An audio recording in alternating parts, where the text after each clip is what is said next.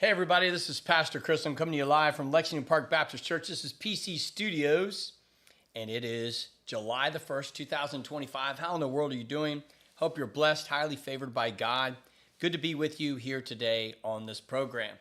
If you're out there, make sure you sign in and let us know if you're with us live on Facebook.com/Pastor Chris McCombs. But we're on YouTube channels, Facebook channels, and other channels, all connected with the church or myself. Also on Twitch. And I would say we're also on podcast through Spotify. Check us out on Spotify if you're driving around, want to listen to it. Word of encouragement on your Spotify channel. So please pull that up. You can watch it on Spotify, either video, or you can listen to it just on as a podcast. All right. Hey, we're with you today. Thank you for being here. A few things I want to talk to you about. We're in Micah chapter 1. So we opened up chapter 1. We know opens up with, we talked yesterday a little bit, the word of the Lord came to Micah, the Morshite. He learns about what's going to happen to the south and the northern kingdoms, specifically the northern kingdom fallen, and he's preaching from the southern kingdom through the kings of Jotham, Ahaz, and also Hezekiah. We talked about them yesterday, and then we talked about how there are consequences of our sin, how God has descended to become judge. The court is in session. So when we pick up with the rest of chapter 1, I'm not going to read the whole thing, but just know court's in session, God's on his throne, Micah is the prosecuting attorney, he's coming forward, and now we're talking to the people of Judah, which is the southern kingdom. And he tells them in verses 6 and 7, he's basically saying, therefore I will make Samaria a heap of ruins. He is telling them that the northern kingdom is going to fall. Samaria will be a heap of ruins. They're done. The rebellion of Jacob has come to be an account. And God is holding you an account, and he's allowing Assyria to overtake you. He will expose your foundations. Your cities won't save you. He will expose the idols that you use, and so these godless, lifeless images will not protect you. And then you will get the wages of a prostitute. Because of your unfaithfulness, you will reap unfaithfulness. And so he's promised that. He's telling that through Micah. Then we get to this call of grief. Micah is not gloating over the fact that these people are being held accountable. He doesn't like this. And so he's basically saying, because of this, I lament and I wail like an ostrich, like a jackal. And he is barefoot and pregnant. No, he's barefoot and he's naked, right? So I use that acknowledgement. There is an offensive statement, like when you hear that statement, like, barefoot, pregnant in the kitchen, it offends women, and it should, right? He's saying this, he's trying to radically shock them. He's trying to radically get in there. And so he's saying, I am like barefoot and naked, I'm ashamed, and this is offensive, and I'm wailing, and I'm crying, and I'm lamenting, because what God grieves over, I'm grieving over. It's offensive. So if something like a statement like that offends you, imagine this is what he's doing. It's a shock effect. It's offensive. And he is grieving over that offense to God. I hope that kind of explains that. It's kind of a weird analogy, but you get it. An offensive. And it should be offensive. It's so appalling what is happening. We should be aware of this is just wrong, right? And that's what God's bringing to us. So that's where we pick up and we get to the cities. So let me try to explain this today, because tomorrow I want to talk about 4th of July. And then Thursday we'll be off, and Friday have a great weekend. But today, the geography around Jerusalem is important. The geography around Jerusalem is going to play in and make an impact here. It has an impact on. He's doing a wordplay. He's basically saying, these cities that surround you, Jerusalem, as you watch them fall like dominoes, I'm coming to the city gates of Jerusalem. So if you read this lament of Micah in verses 8 through 16, and you see these cities, I don't want you just to gloss over it. I want you to really capture what's going on and the significance. When he's seeing each one of these locations, they're close or in proximity to Jerusalem, close to Judah. So Samaria has fallen. He's already said, you're in ruins, man. You're a heap of ruins. You're done. You're exposed. You're naked. You are exposed. You're like a prostitute, and you have got idols, and all that stuff's coming down. Now, Jerusalem is not too late for you. Watch what's going to happen. Like a domino, if I started here and pushed it, and they just all fall, right? Watch all these cities. And he uses a wordplay in that each city has a significant name that kind of plays back and twists it as a form of judgment. So listen to this. Gath. The town of Gath is Telltown. Gath is the city where Goliath came from. And so when we see this, he's like, you can tell them. You can tell them about the ruin that's coming your way. You can tell them about your sorrows. You can complain to them about Assyria, but they're not going to do anything about it. They could care less. In fact, they won't weep for you. They'll rejoice. They'll be glad that you're going down. They may even participate with Assyria to see you fall. Then you get to Beth Leaphra, house of dust. And it's a humiliation, like eating dust. Like you're going to bite the dust. He's playing words on them. You're going to eat the dust. You're going to go down. You're going to be in heaps of ruins just like everybody else. Zephyr. Zephyr means beautiful. Means beautiful. But God is saying through Micah, but you're not beautiful. You will be ashamed. You will be barefoot. You will be naked. I will expose the ugliness of who you are. And so he's flipping it. You're not beautiful. You're despicable. You should be ashamed. Zanan, come out. Where we would think the city would come to your rescue and come out, they will not. They will be immobilized. They will be frozen. They will be defeated. They will not be able to move. They will not be able to come out and help you because they will fall first as this comes to the city gates.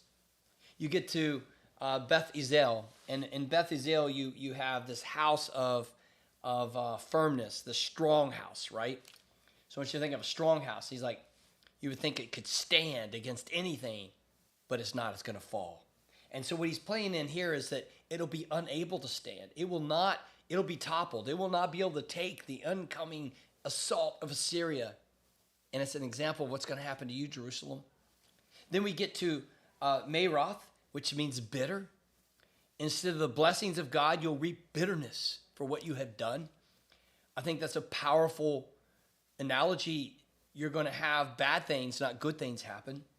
Then you're going to have Lachish. Lachish is a city of horses or a team of horses, a powerhouse. But not like what we just Beth Ezel. It was a military city. Chariots and horses would have been known for their power and their strength.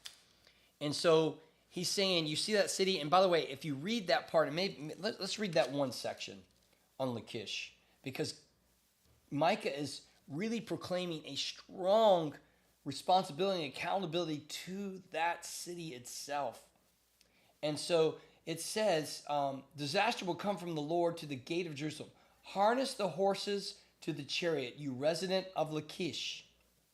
This was the beginning of sin for the daughter Zion, because Israel's acts of rebellion can be traced to you. Zion meaning Jerusalem, Israel meaning the northern kingdom. God is saying through Micah, I can trace all the sin of Israel and Judah to you. This would have been a city, a protector city. It would have been a city that was supposed to keep idols out, threats out, enemies defeated. It was a powerful place to be. And he's saying, you have failed. You failed to do your job. You allowed the fall, not only militarily, but morally. And idolatry has creeped in, and now the fall and ruin of Israel and what's at the city gates of Zion is your fault. Wow, what a heavy burden. Then you go to Moresheth Gath. It's possession of inheritance. Now, what's this mean? If we go back in history, the promised land was all about giving the tribes of Israel, the 12 tribes, land. Every tribe got assigned a land, and then every person, family unit within that tribe got land. The inheritance was the land. And so you're going to see this play out in Micah. God is saying through Micah, your inheritance is gone. You won't have the very land that's yours will be taken from you, from an enemy, from a foreigner. Assyria will take the tribes of Israel over, and then eventually Judah, they're coming for you. It's a very dismal place to be. Again, wordplay going on here. Akzib, deception. Don't think you can deceive me. Don't think you can cunningly get your way out of this. Don't think you can just ignore it and think, oh, everything's okay. These false prophets saying that won't happen here. It will happen here. Don't deceive yourselves. Promises unkept will bring judgment. Falsehoods will not change the reality of what's going to happen. It's coming. Marisha, conqueror. It's very close to Lachish. It's a military defeat. You won't conquer, but be conquered. And again, he's playing these dominoes. They keep falling, and they're going to come to the city gate. And then we get to Adullam. This is perhaps one of my favorite ones. So when you read in the Bible in 1 Samuel, 2 Samuel, you get to David fleeing from Saul. David has been anointed king by Samuel, but he's on the run from Saul because Saul knows that he's killed thousands, but David's killed 10,000s. He's so jealous of David, even though David is trying to honor King Saul. And so David ends up being on the flee with his men, his mighty warriors, and they're in the wilderness and other areas, and they're in the Adullam cave district. So when you read it, it says the Adullam cave, like there's one cave. There's not one cave. It's a cave system. I don't know. I've never been there, but I would imagine it like if you've ever been to Mammoth Cave in Kentucky, you go to Mammoth Cave. But it's caves. That Mammoth Cave district, there's caves everywhere. Now, I think this is even more concise and concentrated. There probably was a series of caves you would never know, what cave is he in? And so David was able to flee and hide and with all of his men in this cave system. And so what he's saying is David did this, but glory would follow because eventually David would be established as the rightful king and he would honor Saul, not dishonor Saul, and that would bring him honor later on when he became the king. But you will hide in these caves, but you can't hide from me. There will be no glory for you. There's no future for you. You can hide and you can run, but you will be found. You will not be like King David. I think when you see all this, it's profound.